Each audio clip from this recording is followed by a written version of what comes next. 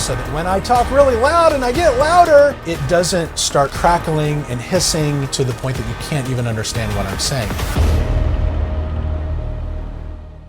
Something that ends up being a really powerful and important piece of gear that a lot of creatives and artists wouldn't even think of as a piece of gear that could be helpful or useful to them is a lavalier mic, which is what I'm actually wearing here right now.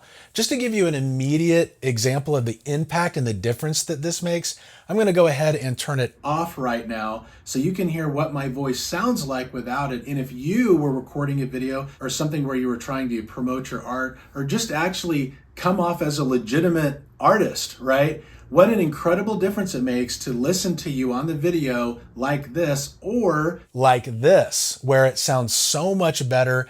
And here's the reality. I am just sitting in my garage. I've just got some lights on pointed at me. I'm recording this with a phone. But if there's one factor that is upgrading me in this scenario and is able to take this garage and make it seem like a bigger deal, it's the quality of the audio, right? This is so similar to many documentaries or whatever. They just throw someone in a building, they put some lights on them, and as long as they're mic'd really well, all of a sudden it's so official, right? It seems so interesting to hear what that person is saying, and that's the power that you can have when you've got a lavalier mic that's quality. But here's the deal. So many of these lavalier mics are not created equal. So in this video, I'm going to tell you about this one, which is the Zoom F2-BT field recorder, which is just a very long fancy name for lavalier mic. So in this video, I'm going to tell you why I think this thing is awesome. So let's get into it. So the first thing I have to say is that you should be so lucky and happy that you are here and that you found this video, because in order for me to find this and for it to solve some of the problems that we're going to talk about and some of the problems that I know you're here at this video to solve, it took forever, what felt like forever, for me to have to search through YouTube and purchase so many different mics and products trying to figure out one of the main things that I was trying to solve with a lavalier mic. One of those things was to keep it within a certain price point, which this does. But the other main thing was, and this might be why you're here, the issue of distortion. You can see that I'm wearing one right now. Here is the Zoom F2-BT field recorder. This is what it looks like. And so this is what we're going to be talking all about today. And I bought two of them because that's how happy I was to have even found them, to even know that they existed, to know that this product existed. So first of all, let's just jump right into the distortion issue. So if I talk really loud like this, or and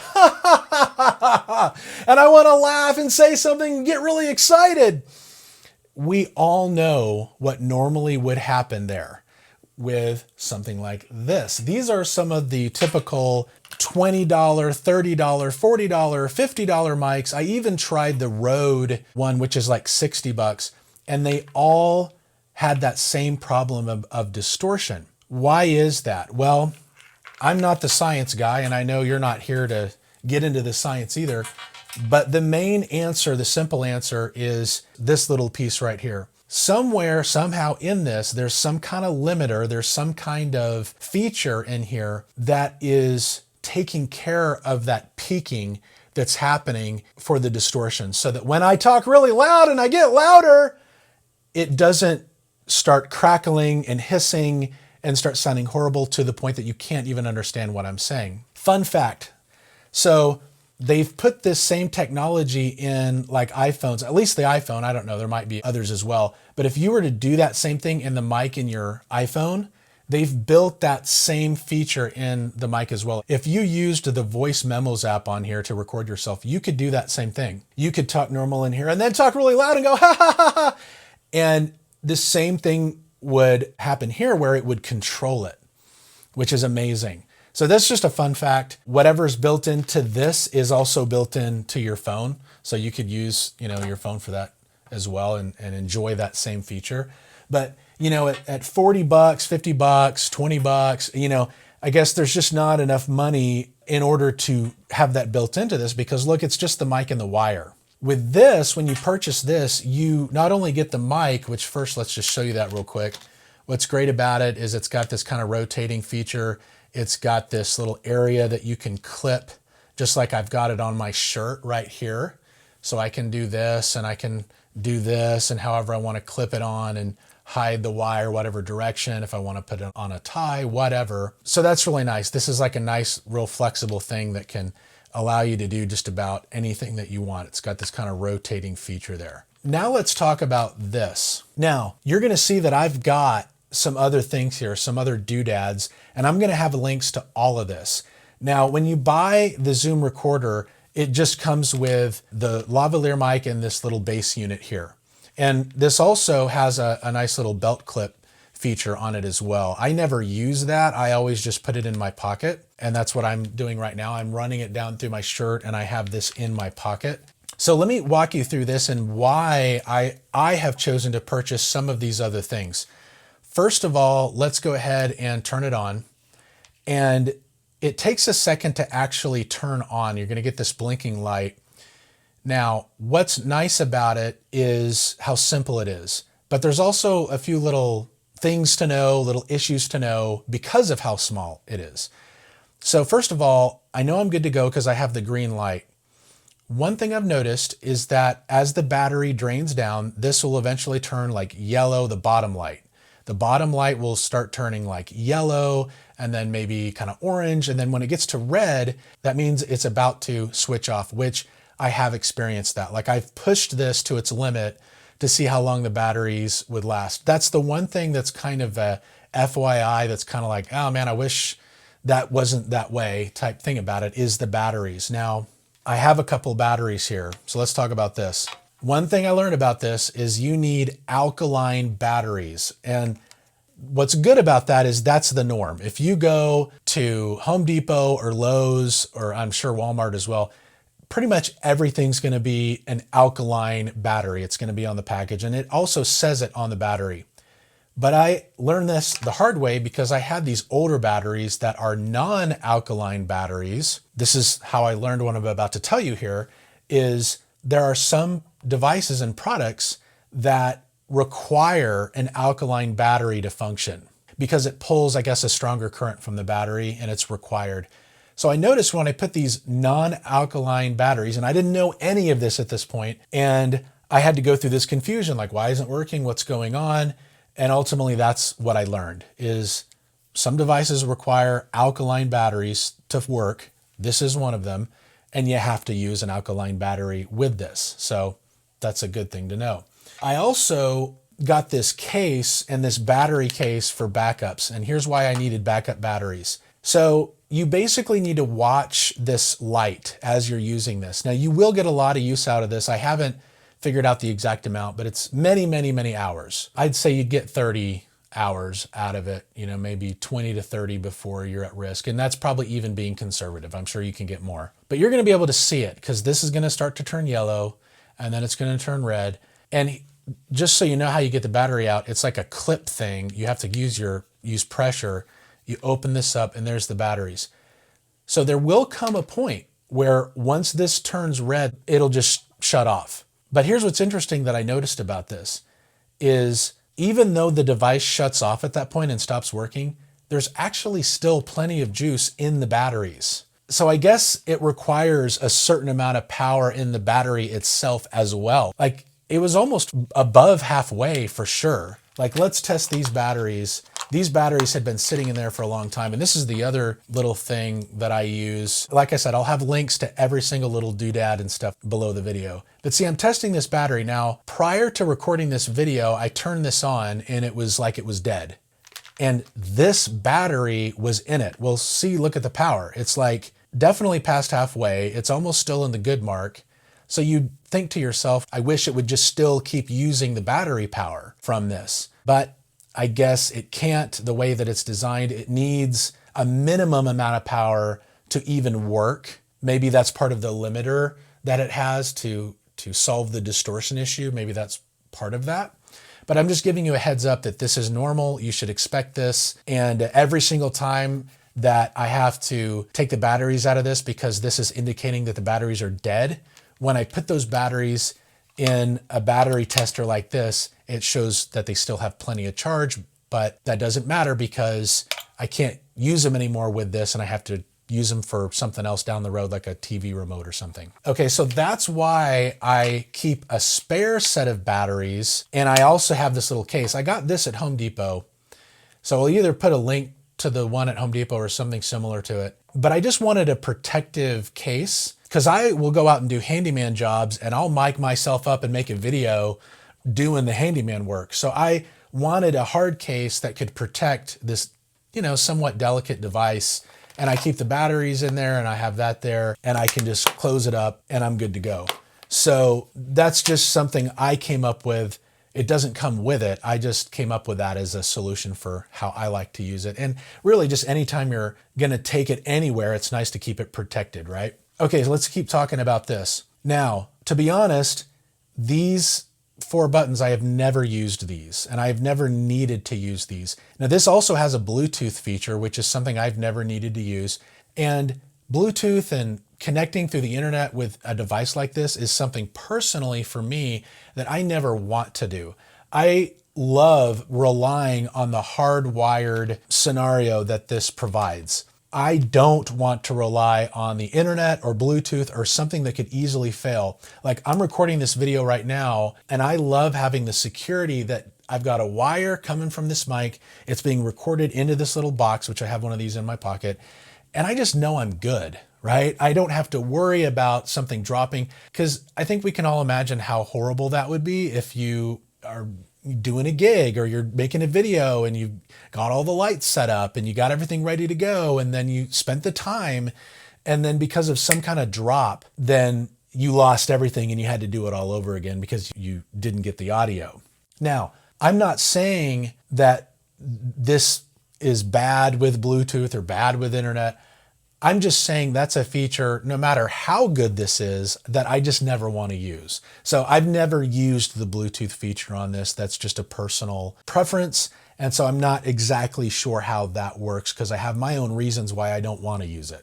So that's why I've never needed to use any of those things. There's also an output device on this, and you do have a couple of buttons to be able to hear the volume of how loud it is. So I'm sure you could run another plug something in that could go into your ear if you needed to hear yourself for some reason, but I've never needed to do anything like that. Let's jump over here to this, because this is also important as well. So first of all, you have your off switch, which is pretty obvious. Then we get down here to the on switch. And here's another thing that's super valuable about watching this video. So I was out one time completing a handy person project, and I had this on site with me and I was recording. I had the camera set up, you got all the tools out. That's the moment where you want this to work, right? And it did, but it was just because I didn't understand this feature that I'm about to tell you. So I had hit this record button, okay? That's how we know it's recording, is because you have that red light that shows up above the off text that's written there. Now, here's the problem. I've got this in my pocket, right? I'm doing work, it's moving around. And if you just hit this button again, it turns it off. Well, this happened to me and I was losing audio. I didn't know what was going on. I was frustrated. Obviously, all that was a waste when that happened. So let's try it again. So I hit the record button again. Now, see this bottom area that says hold? Once you've actually hit the record button and you're recording, then you can push this down, and this is the lock. So this actually locks it so that even if you hit this button, see it's blinking, it'll continue to record. Very critical piece of information there to avoid a hair pulling scenario for yourself. Now that I know this, every time I record, I complete those steps. So I turn it on, hit record, and I push it down to lock. And that way I can put it in my pocket, I can put it on a belt loop or whatever, and I know I'm recording and I know I'm gonna have my audio. So that's a big headache that you'll be able to avoid just knowing that right there. Now, let's also show you the difference. I'm gonna pull the other one out of my pocket here.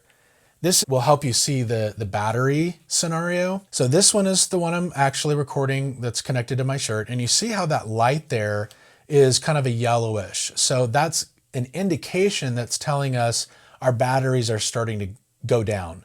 So once I start seeing that to be red, then I'll probably go ahead and swap out the batteries. I did continue to record with this for a while as the red light continued to be there because I was just pushing it to see how far I could go. And eventually I did run into a situation where it turned off in the middle of one of my recordings and I lost it. And so that's where I learned from moving forward, once it gets to red, it's worth it to just go ahead and put some new batteries in it. One last thing I can talk about, let's turn it around. So we know how to get the batteries out. I showed you that. Now we've got the SD card. It's a mini SD card and it's very teeny tiny. It's right here and it's a little bit awkwardly placed. So let's turn this off now. So I bring this up here and I turn the recording off and then I put this up into off. And now I'm going to take the card out. So you push it, but look, it's kind of hard to get it out. So this extra little tool that I have with it is this Swiss Army knife that has these little tweezers. So I purposefully bought this and I keep this with this device. So I use the tweezers to actually pull the card out. So that really is kind of a necessity, honestly. You're just not going to be able to get this out without tweezers, at least I can't. And then you put it in your adapter, whatever your card reader is like. If it's got the mini slot, then you can use that, or you can put it in that adapter card and put it in a normal sized card to then get this into your computer and you can sync it up like you normally would with anything else in the editing. So then when you're done and you want to put it back, you just slide it back in there and you have to kind of click it. It's kind of a very faint sound that you can't really hear, but I can see that I'm good to go there. I just had to kind of push it in and wait to feel it click. And then this is awkward to shut. So it's kind of, you have to fool with it a little bit to get it to shut correctly. Like it's wanting to be lopsided. So that's one of the downsides to this being so small is, something like this, there we go, is kind of, you got to fool with it a little bit. But I'm going to put these tweezers away. And those are really all the main things that I ran across with this that would just be good to know. But I have absolutely loved this. I can't imagine not having this. I love having the great audio. Now, I'm going to give you one more tip. And this is true with all of these lavalier mics, really any mic that you get. When you get this into the computer, when you get any lavalier mic that you use into your editing, it's not going to be at its best just in its raw state like that. What I have found is that you need to go into the equalizer settings.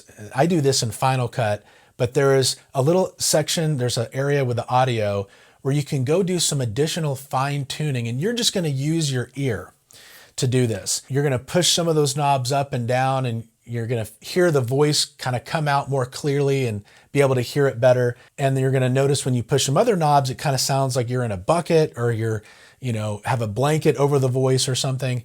And you're just going to fool with that until you get it to a sound that sounds good. So that's going to be a setting for that particular edit, right? Then what I do for any future edits that I have, I just go back to that original project and I copy the effects. You can copy all different kinds of things from clips. So I copy it and then I paste the attributes, I paste the effects. These are all settings within Final Cut. I'm sure other editing platforms have similar ways to do this. And then I can paste the effects that I choose, and I obviously choose those audio settings. So that's something I only have to do once. So you mix it one time, you spend some time mixing it to get it just sounding great. And what you're listening to now is an example of me applying those mix settings. So right now, let me go ahead and turn those mix settings off in the edit. Okay, so now it's off. So this is what you could expect it to sound like if you don't do anything to it. So it's not great, it's not horrible, it just is what it is. And like I said, that's going to be true with lavalier mics, period. On any of them, you're going to need to go in and add these effects. So now let's add the effects back. It's just those equalizer settings. And now we're good to go again. And it's sounding good and it's totally adequate. So that really should cover it. Hopefully that was enough for you. Like I said, I'm going to have links to all of this. I would recommend using the links that I have if you want this to make sure, some people try to create these bundles and add stuff you don't need and make you think that it's the product that it is when it's something else and all that. So If you really want to make sure you're getting the right thing and to make sure you're getting the right model of this, use those affiliate links. Those are there to make it easy so that you don't have any headaches or deal with any problems. And the one thing I forgot to talk about is the price. At the time of this recording, when I looked on Amazon, it was $229. It's totally been worth it. Like I said, I immediately bought a second one because of the huge problems that it solved for me and allowed me to sound professional. It was easy. I loved everything about it. I've even watched some YouTube ads people have made where their voice is distorting in the ad. And I'm not coming down on them. It's just because it's honestly that hard to find the solution to this. I had to dig around so much. I just wanted to get back to making videos again. I didn't want to be spending my time buying all kinds of mics and testing them. It was horrible. So this is something that's going to solve your problem. You can put them on different people and then you can match up the audio and sync it and make it easy to do, just like I'm doing here in this video. So this has been something that has been a huge help to me. I hope it'll be a help to you as well. So hopefully now you can see why I'm such a huge raving fan of this thing.